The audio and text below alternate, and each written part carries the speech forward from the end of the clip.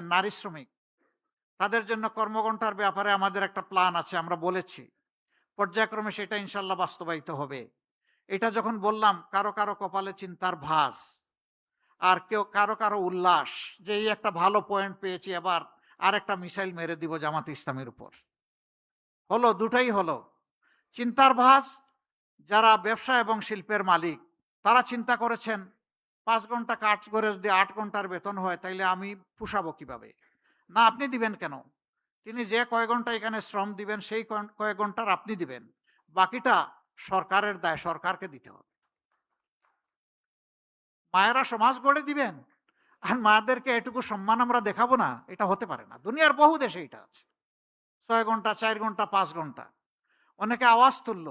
এমনিই নারীরা কর্মক্ষেত্রে সুযোগ পায় কম। এখন যখন নিয়োগকর্তা দেখবে যে তাদের কর্মঘণ্টা কম, তখন আর নিবেই না। কিন্তু তারা এটা চিন্তা করেননি। যখন একজন সন্তান সম্ভবা মা, এরপরে যখন তিনি সন্তানকে জন্ম দেন, তারা লালন পালন করেন। অনেক সময় ৮ ঘন্টা কাজ করতে পারবেন না বলে পুরা চাকরিটাই ছেড়ে দেন। আমরা তো সেখানে তাদের জন্য সহজ করে দিচ্ছি। যাতে চাকরি তার ছাড়তে না হয়, ওটাও লেগে থাকবে, সন্তানও তার গায়ের তাকে সাথে জড়িয়ে থাকবে। এই দুইটার আমরা সমন্বয় ঘটাতে চাচ্ছি। ৩ ঘন্টা বাকি যেটা থাকবে সেখানে কাজ থেমে থাকবে না। দুনিয়ার বহু দেশে আছে, পাবলিক অ্যান্ড প্রাইভেট, পিপিপি সব জায়গায় পার্ট টাইম ওয়ার্কার নিয়োগ দেওয়া যায়। সেখানে মালিকরা দিবেন, আরো বেশি জব ক্রিয়েট হবে। কোনো মা এমন থাকতে পারেন যে তিনি ৫ ঘন্টা পারবেন না, ৩ ঘন্টা করবেন। তিনি ওই জায়গাটা ফিল আপ করবেন। এইভাবে যদি আমরা চিন্তা করি তাহলে তাদের কর্মের পরিবেশটা সহজ হয়। শুধু তাই নয়, এখানে শ্রমঘন এলাকায় নারীদের জন্য অবশ্যই তাদের বাচ্চাদের, বেবিদের ডে কেয়ার সেন্টার থাকতে হবে। তবে হ্যাঁ, পর্যাপ্ত পরিমাণ নারীরা যেখানে কাজ করবেন সেখানেই কেবল এটা মেনটেন করা সম্ভব। সেইটা যৌক্তিকতার ভিত্তিতে হবে। আমরা এও ডিক্লেয়ার করেছি ৫ বছর পর্যন্ত বয়সী শিশু যারা আছেন তাদেরকে ইনশাআল্লাহ সরকার পূর্ণ দায়িত্ব নিয়ে তাদের স্বাস্থ্যসেবা সম্পূর্ণ ফ্রি নিশ্চিত করবে। সারা জীবন যারা দেশকে, রাষ্ট্রকে দিয়ে গেছেন, অবসর জীবনে চলে গেছেন, এই রিটায়ারমেন্ট লাইফে একদিকে থাকে না টাকা কড়ি, অন্যদিকে বেড়ে যায় রোগ শোক। সেই সময়টা বড় কষ্টের। যিনি সারা জিন্দেগি রাষ্ট্রকে দিলেন, রাষ্ট্রের অবশ্যই তার প্রতি, সেই নাগরিকের প্রতি দায়িত্ব আছে। তিনি একজন কৃষক হতে পারেন অথবা উচ্চ পর্যায়ের একজন কর্মকর্তা হতে পারেন, কিন্তু এখন অবসরে। এই অবসরকালীন জীবনে যতদিন তারা বেঁচে থাকবেন, রাষ্ট্র ইনশাল্লাহ তাদের পূর্ণ চিকিৎসার দায়িত্ব নেবে। মাঝখানের যে বয়সটা ক্রিয়েটিভ এজ, এখানে পার্টিসিপেটরি। কিছু দায়িত্ব নিবে রাষ্ট্র, কিছু নিবে ব্যক্তি। এইভাবে মিউচুয়ালি এটা আমরা ইনশাল্লাহ মেকআপ করব। এখনকার স্বাস্থ্যসেবার অবস্থা ভালো নেই। তাও রাজধানী টাউনে যেটুকু আছে, মফস্বল টাউনে ওঠাও নেই। আমাদের অঙ্গীকার হচ্ছে ৬৪ জেলার সব জায়গায় মেডিকেল কলেজ আমরা গড়ব ইনশাল্লাহ।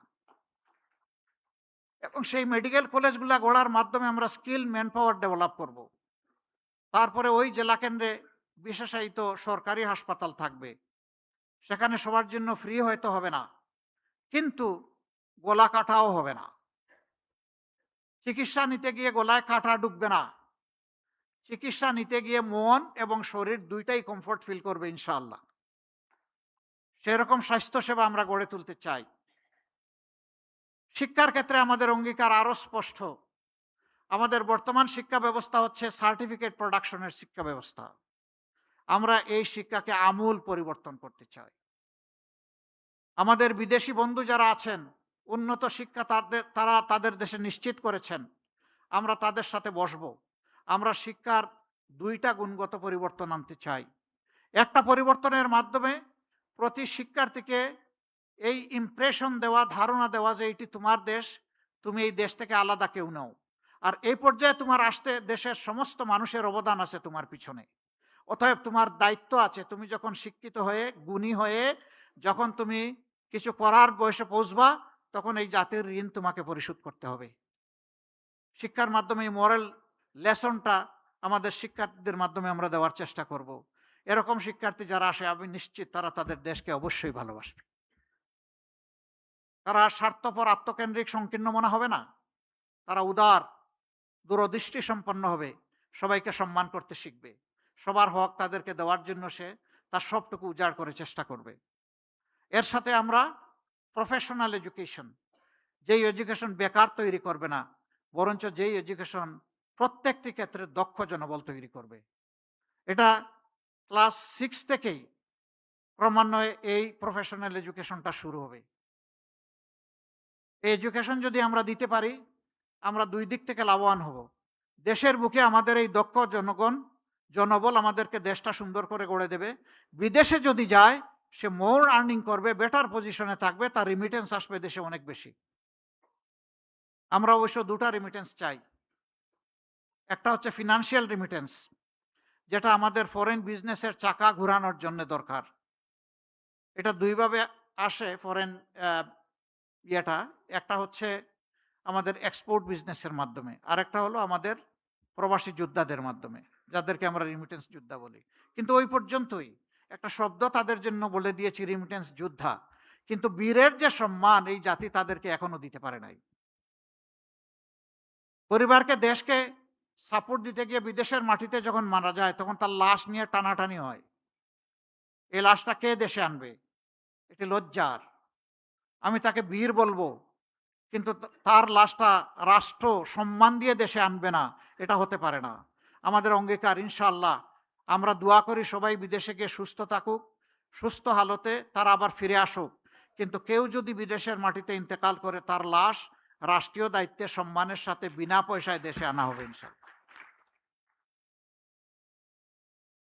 এই রিমিটেন্স যোদ্ধারা অনেকে জীবনের সব শক্তি ক্ষয় করে যখন দেশে ফিরে, তখন আবার চোখে অন্ধকার দেখে। আমরা তাদের জন্য ইনশাআল্লাহ সোশ্যাল রিভলভিং ফান্ড করব। একসময় সে কিছু কিছু কন্ট্রিবিউট করবে, পরবর্তী পর্যায়ে সমপরিমাণ সরকার থেকে কন্ট্রিবিউট করে সে যখন অবসর জীবনে চলে আসবে তখন তার হাতে ইনশাআল্লাহ আমরা একটা কাজ, একটা কিছু তুলে দেব। তাহলে হতাশার অভিশাপ তাকে পাবে না ইনশাআল্লাহ। আমরা আমাদের যুবকদেরকে বলেছি, অবশ্যই তোমাদেরকে আমরা বেকার ভাতা দিতে পারবো না। আমরা বিশ্বাস করি বেকার ভাতা তোমাদেরকে অপমান করার শামিল। আমরা তোমাদের হাতে কাজ তুলে দেব, ভাতা নয়। তোমরা কাজ দিয়ে নিজেদেরকে গড়বা, দেশটাকে গড়বা।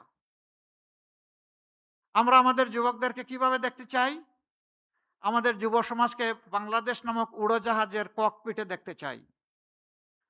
ওখানে তাদেরকে ক্যাপ্টেন হিসেবে বসিয়ে দেব, আর আমরা বসবো ইনশাল্লাহ সেদিন প্যাসেঞ্জার সিটে।